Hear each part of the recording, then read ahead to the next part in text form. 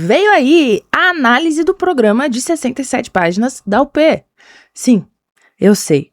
Tem cachorro latindo, criança chorando, papagaio piando. Tudo isso porque semana passada eu fiz um vídeo comentando sobre as questões relativas do programa da UP até então, as mudanças de programa no site do TSE, e fiz uma análise sobre a aba Programa no site da UP. Mas saiu um novo programa, não é mesmo? Então hoje vamos aqui comentar sobre ele. Vem comigo.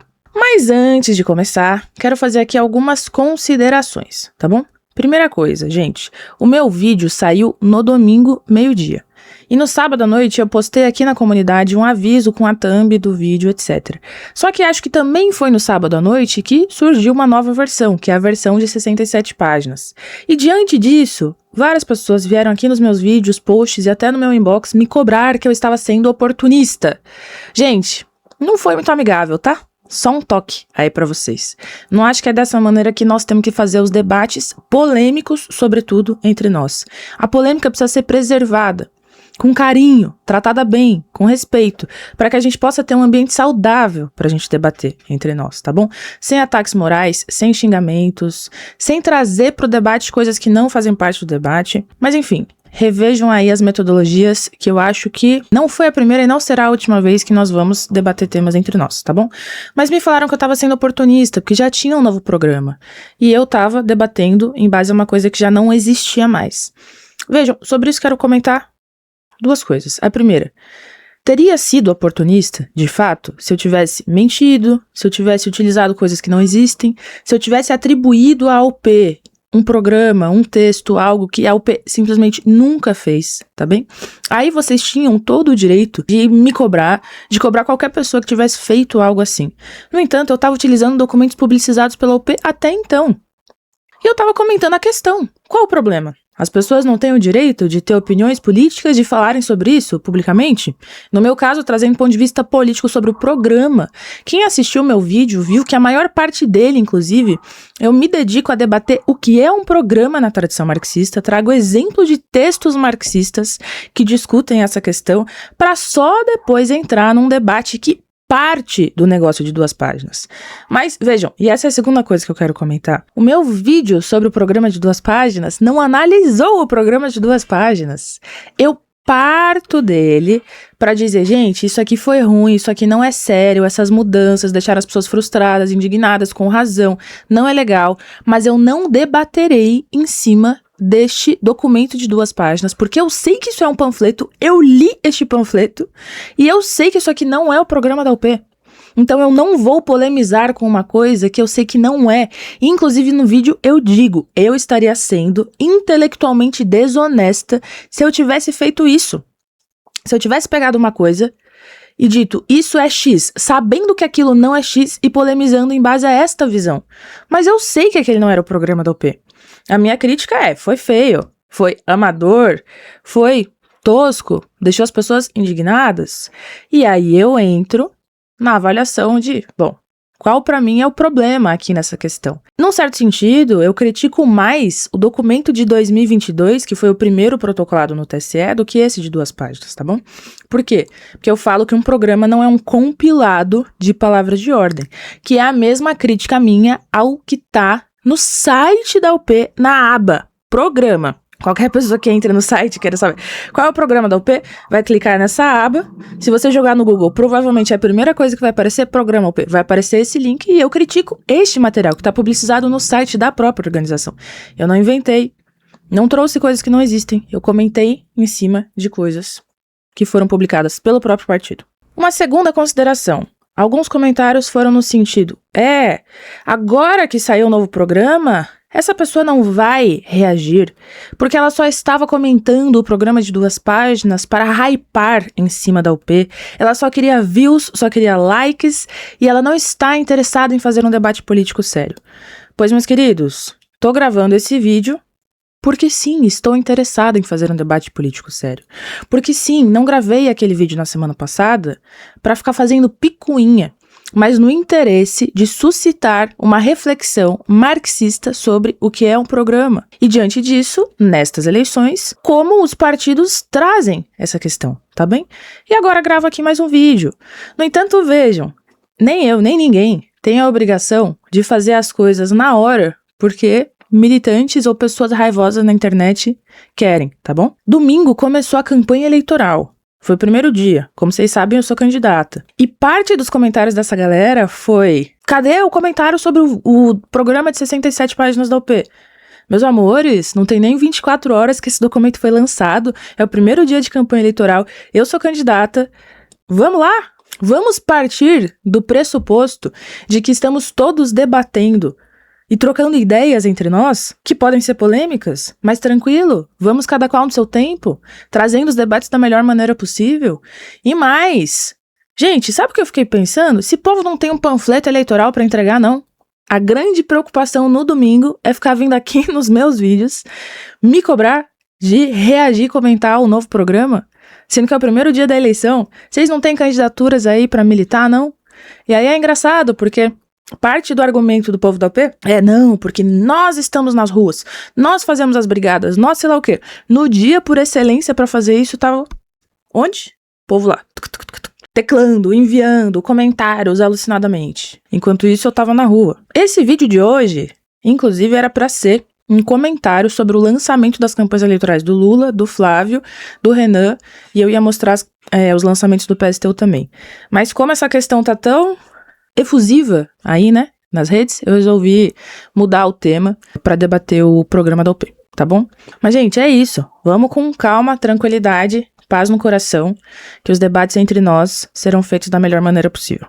E agora uma terceira e última consideração. Algumas pessoas falaram: mas a UP é o partido que mais luta, que faz ocupação, que faz as brigadas, que tem trabalho de massa, o PSTU é irrelevante e o PSTU é um invejoso. Era um pouco essa a ideia, né? Inclusive teve o vídeo do Ian Neves, né? Que foi bem nesse tom. Isso aí de programa, não fez nenhuma autocrítica. Isso aí de programa, tal, mas aqui a UP é o partido que luta. E isso pra mim é o critério determinante, tal. Inclusive Ian Neves me bloqueou no Instagram, tá? Nunca troquei um A com ele. Nunca troquei uma palavra com ele, mas ele achou de bom tom me bloquear por causa de uma opinião que eu tive. Essa galera que tá na política, mas não sabe conviver com dissensos, não é mesmo, gente? Eu acho isso estranho, no mínimo. Mas sabe qual eu acho que é o problema dessa lógica, desse argumento? É que a UP não é o único partido que luta. Simplesmente não é, gente. A UP não é o único partido que luta. E, inclusive, não são só partidos que lutam. Uma luta fundamental no Brasil da classe trabalhadora, o breque dos APPs. Por fora de todos os partidos. E ainda assim, eu reconheço aqui como esses trabalhadores foram ousados, corajosos, como essa luta foi fundamental, necessária. Então eu não elogio só porque é do meu partido. E não é, o meu partido fez, então eu falo e aí eu dou a entender que ninguém mais tá fazendo nada. Porra, a classe trabalhadora luta por uma questão de sobrevivência, de necessidade, tá? Então, sinceramente, o que distingue os partidos entre si não é quem luta ou não. Porque, inclusive, fora dos partidos tem muita gente lutando porque precisa para sobreviver no capitalismo. É a associação de moradores no bairro, as mães que se reúnem para lutar por justiça pelos seus filhos, são as mulheres de uma determinada localidade para enfrentar a violência, os trabalhadores de uma fábrica que se reúnem ainda que não tenha sindicato ou que o sindicato seja patronal. Poxa, a classe trabalhadora luta muito. E sim, o PSTU também luta, tá bom? Não é só o P. Vou dar um exemplo para vocês. Fundamental, inclusive, tá? Vocês sabem que o Trump tá ameaçando intervir no Brasil, né? Já começou a intervenção dele na América Latina lá com a Venezuela.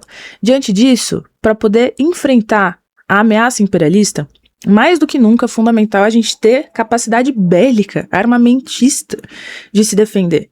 E nós temos a principal empresa de armas do Brasil, chamada Avibras, que tinha fechado, os trabalhadores ficaram sem emprego porque a empresa multinacional faliu. Eis que o Sindicato de Metalúrgicos de São José dos Campos e região, dirigido pelo PSTU, travou uma das maiores greves da história do movimento sindical brasileiro, que durou mais de 1.200 dias e que foi a única ferramenta que conseguiu resgatar essa fábrica, garantiu os empregos e permitiu que a fábrica não fosse fechada. Então a Vibras segue, ela não deixou de existir. E isso é ou não é importante ainda mais diante deste cenário, não é mesmo? Agora vejam, o PSTU teve um papel determinante aí, gente. Determinante mesmo, tá? Mas mesmo aí, onde a gente teve um papel determinante, a luta não foi só a gente que fez. Foram os operários daquela fábrica que atenderam o chamado do sindicato e do partido, que se organizaram, que resistiram durante anos. Então, a comemoração dessa vitória, ela é em primeiro lugar destes trabalhadores. Em segundo lugar, ela é do partido, entende? Porque, claro, se não tivesse tido um partido que guiou de maneira consequente, não tinha tido vitória. Mas mesmo onde o PSTU acerta, não é só acerto do partido. É isso que eu tô querendo dizer. Então é realmente uma forma distinta de encarar a luta, né? De encarar quem faz o quê. Porque mesmo naquilo que a gente faz bem, eu acho que você precisa reconhecer o mérito e a garra da classe trabalhadora. Nenhum partido faz nada sozinho. Nenhum partido faz nada sozinho. Mas sabe o interessante, gente? É que essa questão sobre quem luta, etc., simplesmente não estava colocada. O debate sobre programa, tal, não é um debate de balanço, de avaliação de quem luta mais ou menos, de quem faz mais ou menos brigadas de jornal. Não era esse o debate.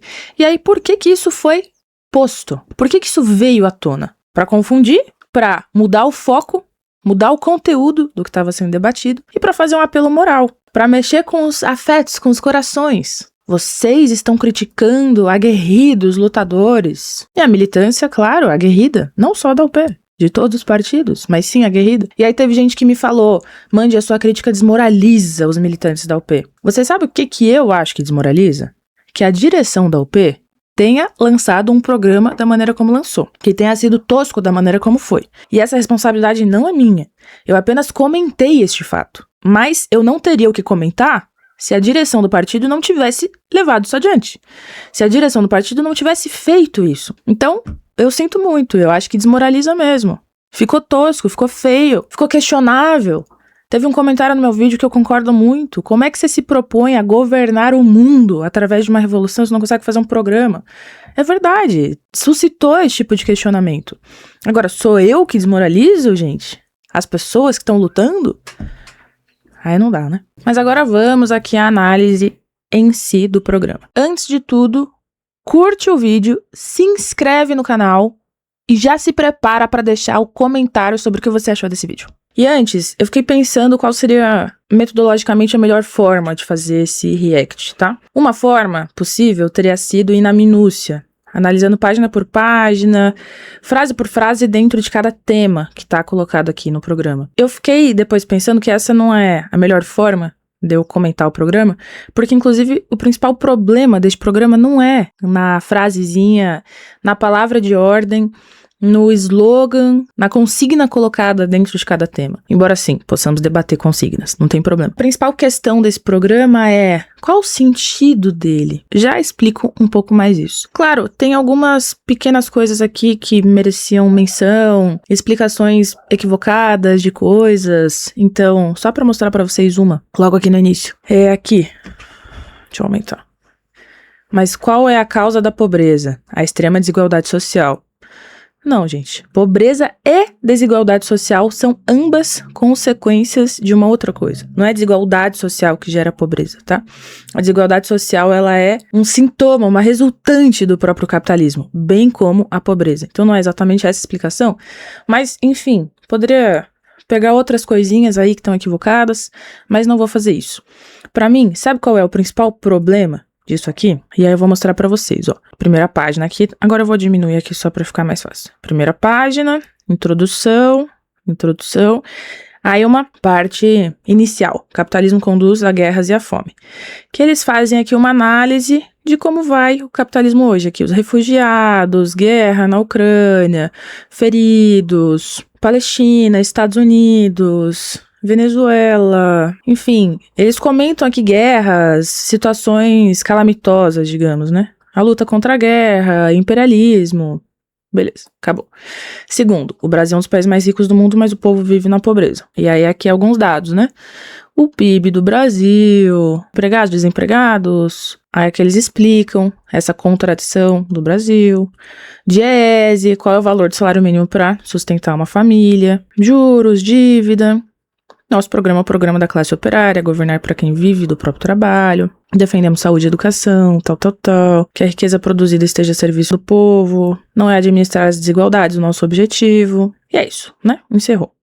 E aí, veja, essa é a página 7, né?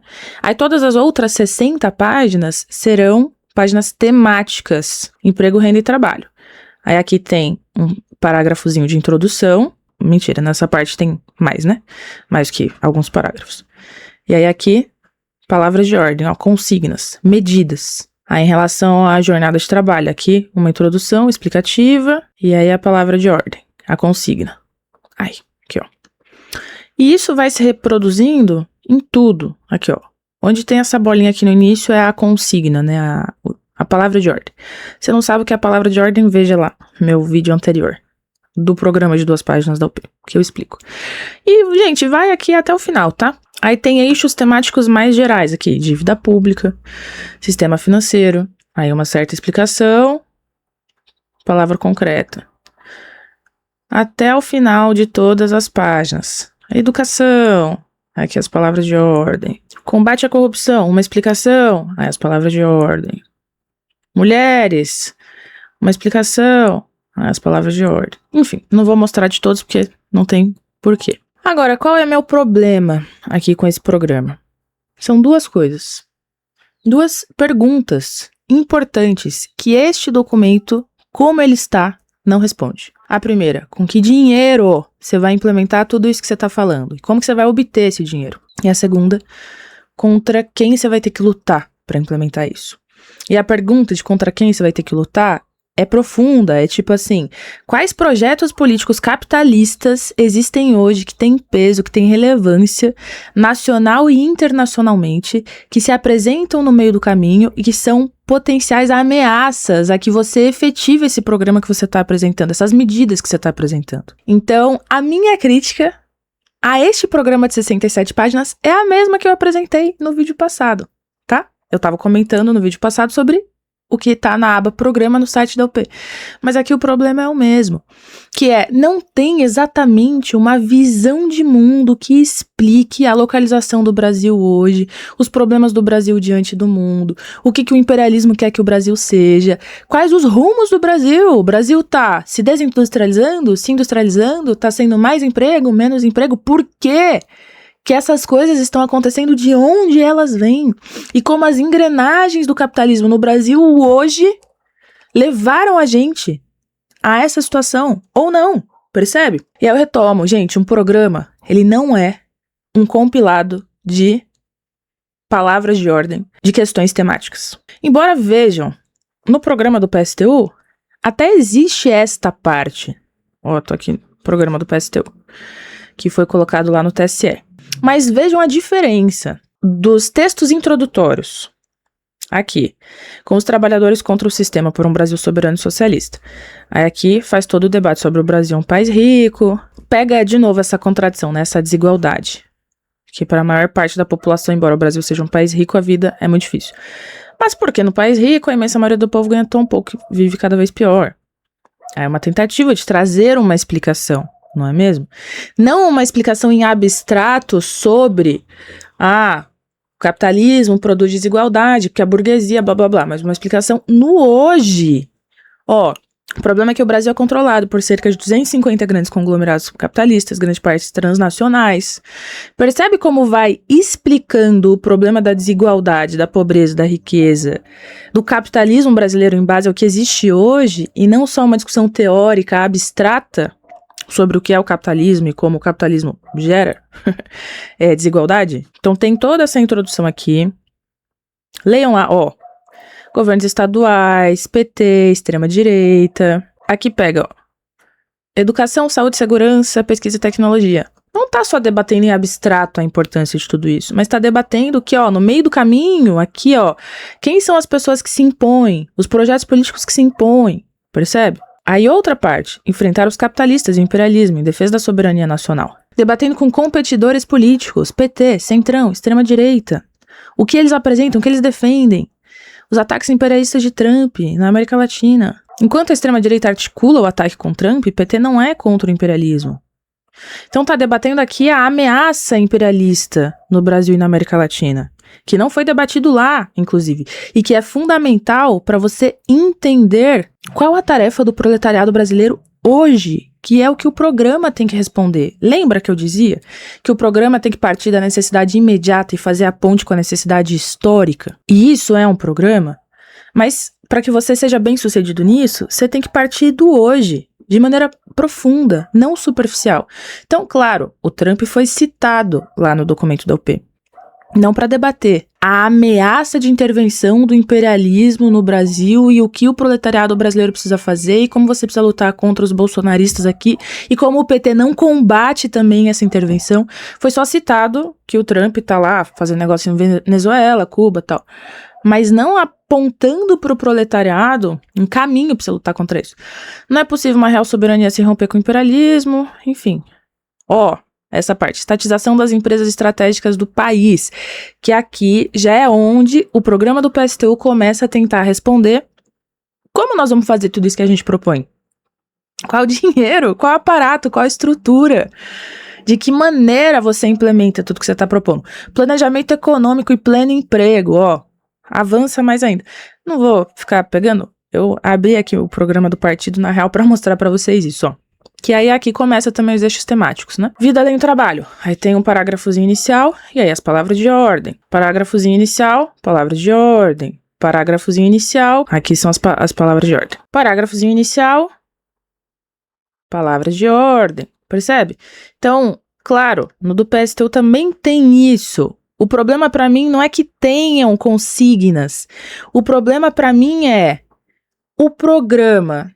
Ele localiza essas consignas, ele explica como ele vai implementar essas consignas, ele parte da realidade política como é hoje, para daí enquadrar essas consignas dentro disso, ou, como é o programa da UP, é um compilado de eixos temáticos, que na boa, gente, se você reúne aí um especialista do SUS, um especialista em educação, uma feminista que milita há anos num coletivo e no movimento de mulheres, se você reúne os melhores de cada coisa dessa e pede para eles escreverem um compilado de palavras de ordem, é muito provável que possa, inclusive, desenvolver mais a fundo tudo isso, entendeu?